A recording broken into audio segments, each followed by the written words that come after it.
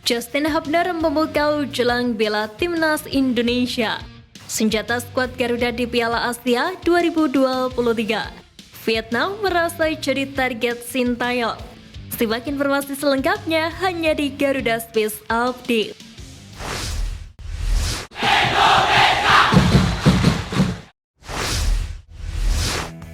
Pemain keturunan Justin Hubner sukses tampil impresif kala membawa Wolverhampton Wanderers U21 meraih kemenangan 2-1 atas Sparta Praha U21. Bertindak sebagai kapten, Justin Hubner kembali kokoh dalam lanjutan Premier League International Cup 2023-2024. Hal tersebut menandakan bek berusia 20 tahun itu punya performa yang mumpuni dan pantas untuk diproses naturalisasi demi bela timnas Indonesia. Diketahui proses naturalisasi Justin Hubner pun kini sudah masuk ke DPR dan menunggu keputusan Kepres untuk bisa diambil sumpah WNI agar bisa membela timnas Indonesia. Jika sudah selesai dalam waktu dekat, Justin Hubner bisa didaftarkan ke Piala Asia 2023 yang akan digelar pada 12 Januari hingga 10 Februari 2024 di Qatar.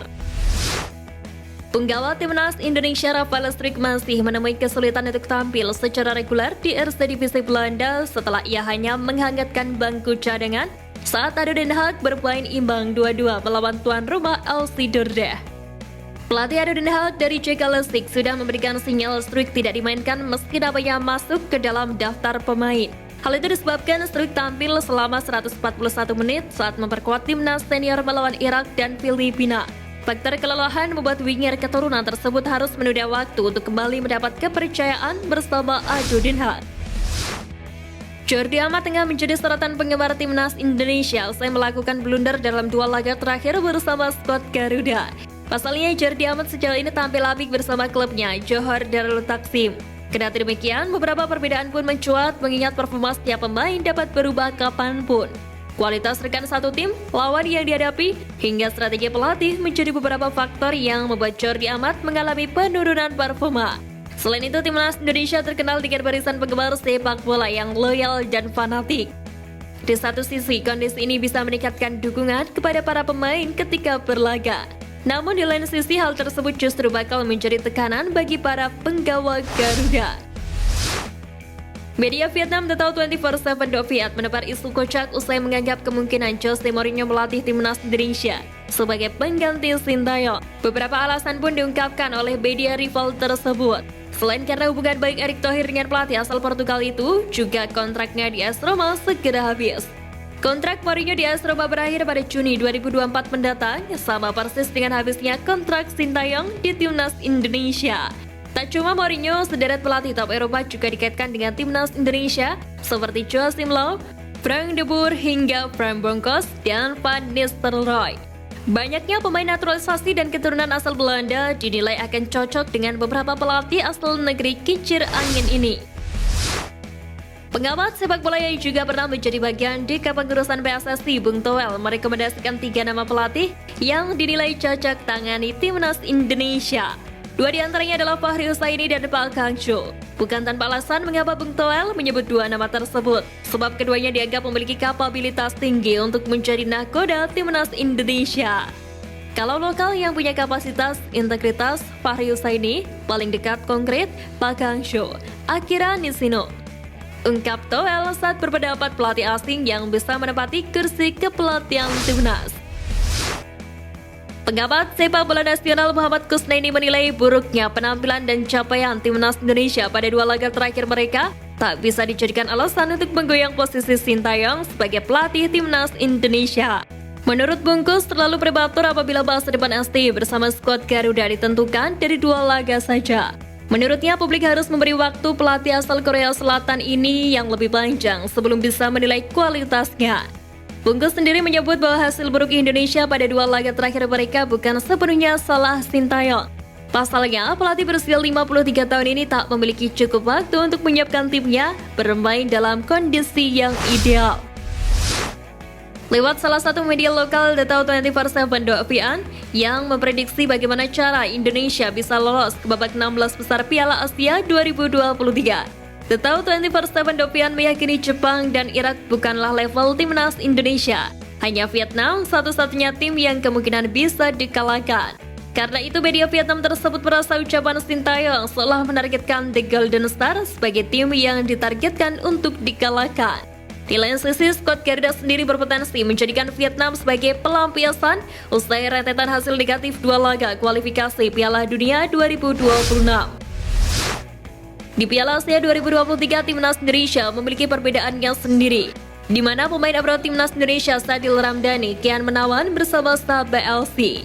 Usai menjadi pahlawan hasil imbang kontra Filipina, Sadil Ramdhani sukses membantu staf BLC meraih kemenangan di Liga Malaysia. Performa apik Sadil Ramdhani di Liga Malaysia bisa menjadi asupan tambahan bagi skuad asuhan Sintayong. Diketahui Sadil sendiri sempat tersisih dari skuad utama Timnas Indonesia.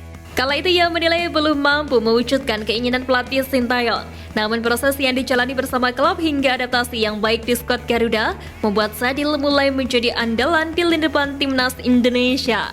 Hal tersebut tentu bakal menjadi senjata para pemain untuk termotivasi, layaknya perkembangan yang dilakoni Sadil Ramdhani.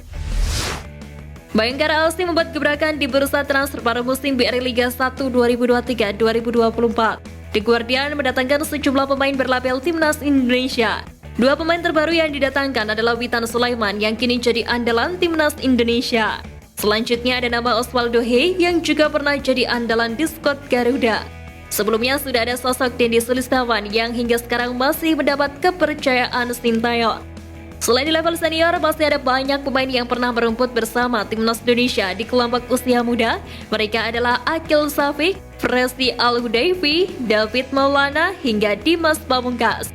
Ada pula pemain-pemain seperti Titan Agung yang pernah menjadi bagian dari skuad Timnas Indonesia U22 dan Muhammad Raugil di Piala AFF U23 2023. Pemain berlabel Timnas tersebut diharapkan mampu mendongkrak kebangkitan tim yang tengah terpuruk di zona degradasi. Manajemen PSS Sleman telah melakukan banding terhadap sanksi yang diterima oleh sang penyerang andalan Ricky Chawon. Selain mengaku berat atas hukuman tersebut, Gusti Randa juga mempertanyakan pemberitaan dari Federasi Sepak Bola Indonesia alias PSSI. Pada web resminya, PSSI merilis berita yang berjudul hasil sidang Komite Disiplin PSSI tanggal 14, 17, dan 20 November 2023. Dalam rilis tersebut, Ricky Chawon disebut melakukan jenis pelanggaran dengan pelemparan botol minuman dan mengenai kepala perangkat pertandingan. Pernyataan ini jelas berbeda dengan yang dikeluarkan Komdis PSSI.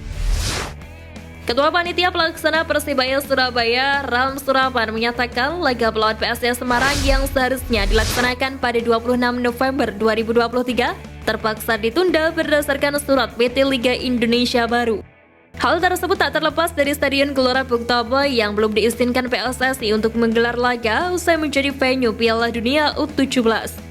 Menurut Cak Ram, sapaan akrabnya, Wali Kota Surabaya Eri Cahyadi sebenarnya sudah memberikan lampu hijau dan meminta Persebaya untuk berkomunikasi dengan LIB dan PSSI. Selain GPT, Stadion Gelora Joko Samudro juga tidak bisa dipergunakan karena dicabutnya surat persetujuan oleh pemerintah Kabupaten Gresik dan dari pihak kepolisian akibat kericuan yang terjadi setelah pertandingan Liga 2 pada 19 November lalu.